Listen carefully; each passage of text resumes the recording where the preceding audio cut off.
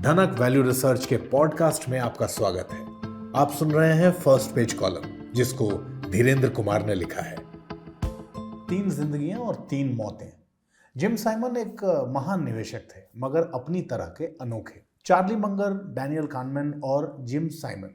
पिछले कुछ महीनों में 3 ऐसे लोगों की मौत हुई है जिनका जीवन और काम बहुत से लोगों के साथ साथ निवेशकों के लिए भी दिलचस्प रहा।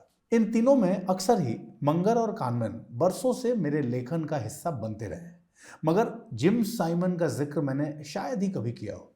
फिर भले ही कुछ मायनों में उनका जीवन सबसे दिलचस्प रहा।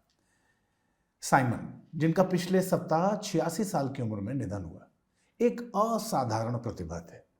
अपने जीवन के पहले हिस्से में वो एक एकेडमिक गणितज्ञ थे, या सटीक तौर पे कहें तो एक ज्यामितिज्ञ थे।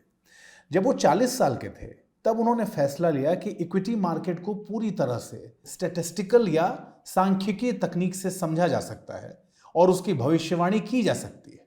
उन्होंने एक इन्वेस्टमेंट फर्म की स्थापना की और गणित से जुड़े कई क्षेत्रों में लोगों को काम पर रखा। करीब 1 दशक तक संघर्ष करने के बाद 1987 के आसपास जिन तकनीकों पर उन्होंने काम किया था, वो इस हद तक विकसित हो गई कि उन्हें सफलता मिलने लगी। 1988 से 2018 तक उनकी निवेश फर्म द्वारा संचालित मेडेलियन फंड का कुल सालाना रिटर्न 66% था। भारी फीस के बावजूद औसत सालाना रिटर्न 39% बैठता था।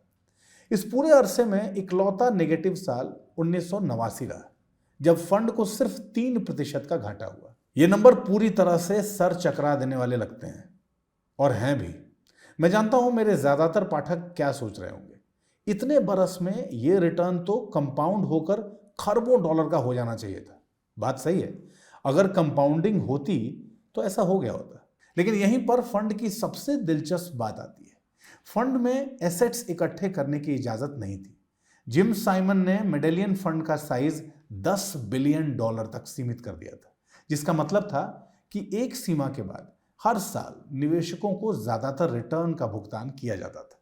ऐसा उन्होंने इसलिए किया क्योंकि मेडेलियन जिन स्टैटिस्टिकल तकनीकों का इस्तेमाल कर रहे थे, वो केवल एक निश्चित स्केल तक ही काम कर सकती थी।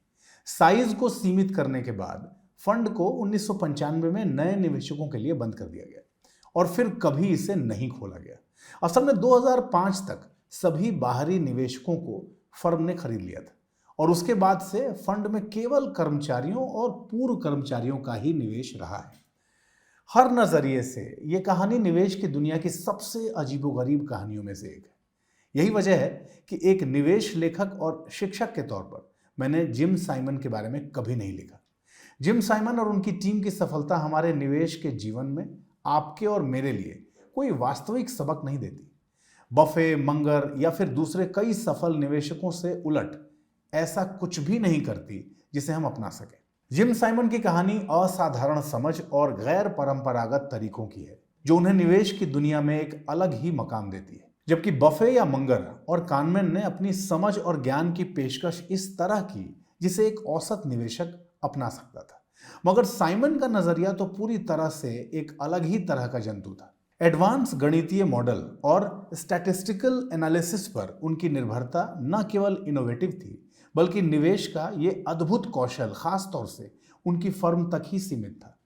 यही कारण है कि उनकी अभूतपूर्व सफलता के बावजूद उनके तरीके आम निवेशकों के लिए काफी हद तक दूर ही रहे। बेशक हर किसी को उनके अपनाए हुए कुछ बुनियादी सिद्धांतों का पता होना चाहिए, जैसे निवेश को कई क्षेत्रों के परिप्रेक्ष्य में देखना, साथ ही निवेश का एक सिस्टम तैयार करना। इसलिए जो कोई भी फाइनेंस की दुनिया में अजनबी रास्तों के बारे में जानना चाहता है, उसके लिए the man who solved the markets किताब खरीदना और पढ़ना काफी दिलचस्प होगा। हालांकि हाल की तमाम चर्चाओं के बावजूद अपने निवेश में उनकी किसी प्रासंगिकता को नजरअंदाज नहीं करना चाहिए। एक मामले को छोड़कर साइमन का परोपकार या दूसरों का भला करने का स्वभाव। कुछ दूसरे जाने माने अरबपतियों का जुनून है कि मैं दुनिया को दुनिया से बचाऊंगा। इसके उलट साइमन ने अपनी संपत्ति का बहुत बड़ा हिस्सा साइंस और गणित की रिसर्च में लगा दिया। अकादमिक क्षेत्र में उनका बहुत बड़ा योगदान रहा। उन्होंने थ्योरी और प्रैक्टिकल के बीच की खाई पाटने वाली रिसर्च को दिल खोल कर पैसा दिया।